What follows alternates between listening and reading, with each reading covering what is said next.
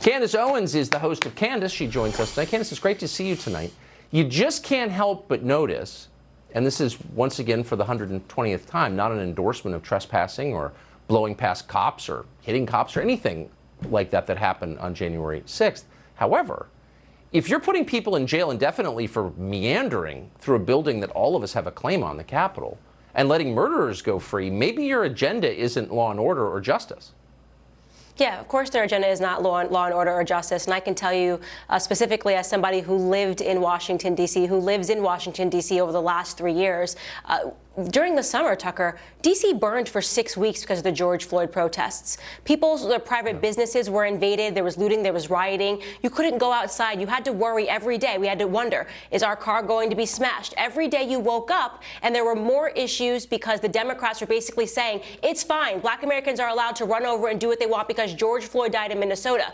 Now, what did those black Americans get? Well, they got a bunch of celebrities that were basically rallying to make sure that they could get them out of prison. They were saying, let's pay their bail. The mayor of D.C. actually painted an entire street, Black Lives Matter Plaza. We now have a Black Lives Matter Plaza. They were awarded for their bad behavior. So if you're wondering why these young girls think they can go up to an Uber driver and do this sort of a thing on camera and they don't expect to get in trouble, because we have a system that has told them that they are not supposed to get in trouble because violence and anger is understandable if you're a black American. And you look at the Capitol riots. I remember actually getting phone calls from my parents and saying, are you okay? What's going on, Candace? What's going on? Is everything okay? Because they were watching the media and not realizing that it didn't even register. On a scale of 1 to Black Lives Matter, what happened in D.C. was virtually nothing on January 6th, and I could not believe the overreaction. You want to know what it was like in D.C. also during Brett Kavanaugh hearings? I was there. Also absolute madness. Why wasn't that called an insurrection? Didn't we have rabid feminists storming into the building,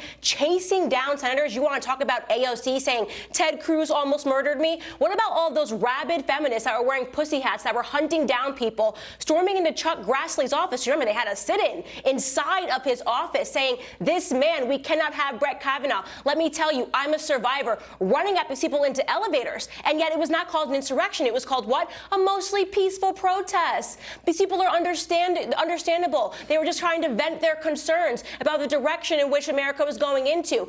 It is a double standard. It's a sinister double standard. What happened on January 6th was, to me, the Reichstag fire happening all over again in America. Democrats use it to consolidate power and to trample over the civil rights of half of the country because they want to make sure that they have no political adversaries going forward.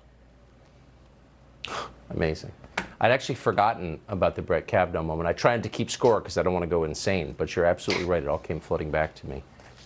Insurrection. Candace Owens, great to see you. Thank you as always.